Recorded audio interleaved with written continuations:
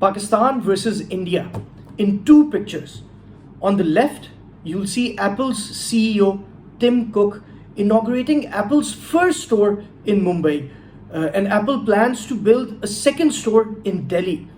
And on the right, a Chinese engineer in northwestern Pakistan, in Kohistan, surrounded by people who don't like him very much. He's been accused of blasphemy, and the police had to arrest him to save his life from the mob that wanted to kill him.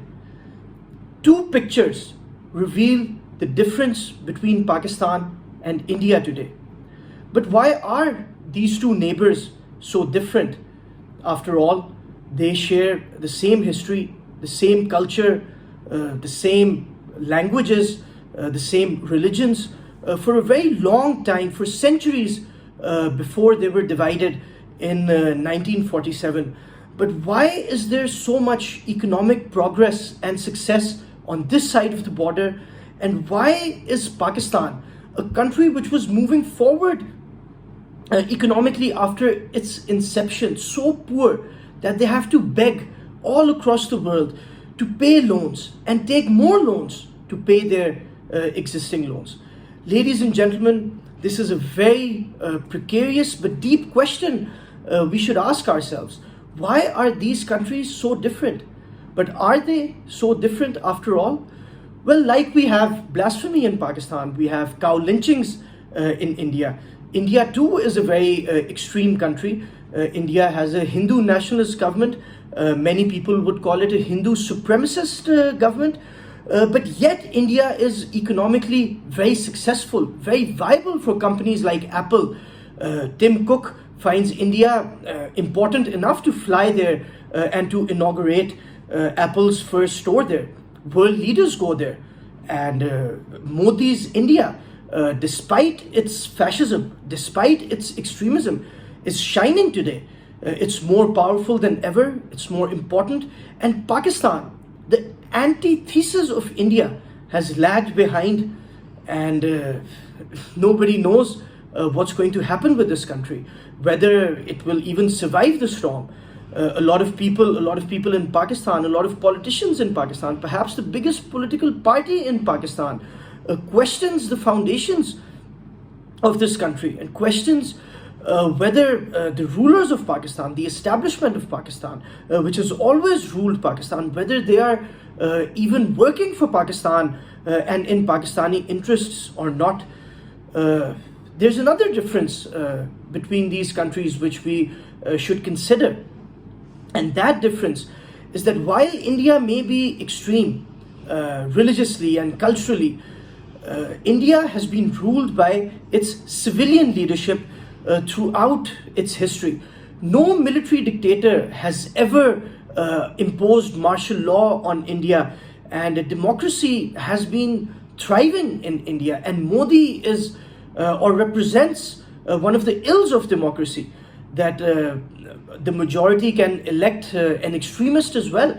But yet India is the world's largest democracy, with functioning state institutions, with elections every term, and the process is moving forward in India. But in Pakistan, it seems that the process has always gone back.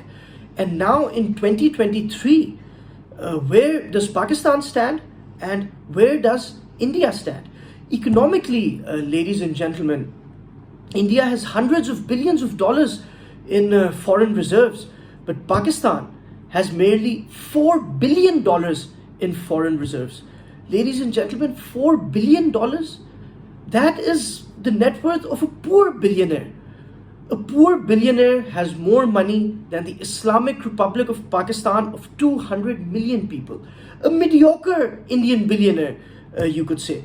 Now, while comparisons cannot be made in the liquid reserves and the net worths of different entities, it must be considered that on the one hand, you're comparing a single person's net worth and an entire country's savings reserves. This is where Pakistan has come today. We have less than 1 month of import bill money in our national kitty, and yet you'll see another difference between India and Pakistan. In India, government officials don't have big lifestyles with hundreds of armed personnel guarding them wherever they go, or luxurious houses paid by the government, or an army of servants serving their family. India doesn't work like that. While there is corruption in India, it's not like in Pakistan, where just recently a federal minister, Abdul Qadir Patel, mentioned how the DG of the airport security force had so much security that federal ministers were literally pushed at the airport, and they were made to wait for the gentleman, the DG ASF, whose protocol matched a head of state like Shehbaz Sharif or Modi, according to a federal minister of the sitting government of Pakistan.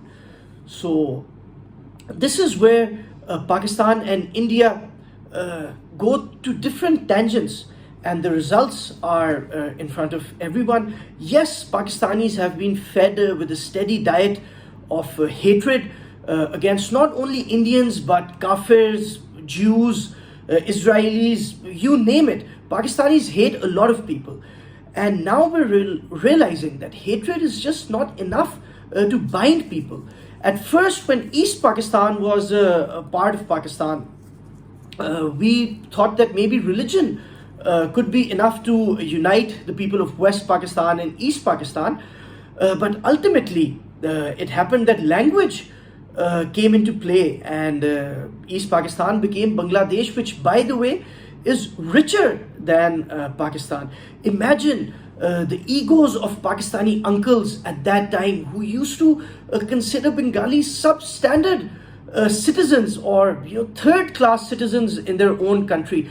And there was so much racism which perhaps we cannot even imagine, which led to genocide in then East Pakistan, declared by or imposed by the Pakistani military. And it's not a secret anymore. But now East Pakistan is doing much better than West Pakistan. Soon we may see Tim Cook open an Apple store in Bangladesh, but he may be too scared to come to Pakistan. But the most important difference in India and Pakistan is that India knows where it is going. It knows that it's going to become a Hindu nationalist state. It knows that it's going to be an economic superpower, not only in the region, but in the world. But Pakistan doesn't know where it's going, whether it's even going to be a democracy or not.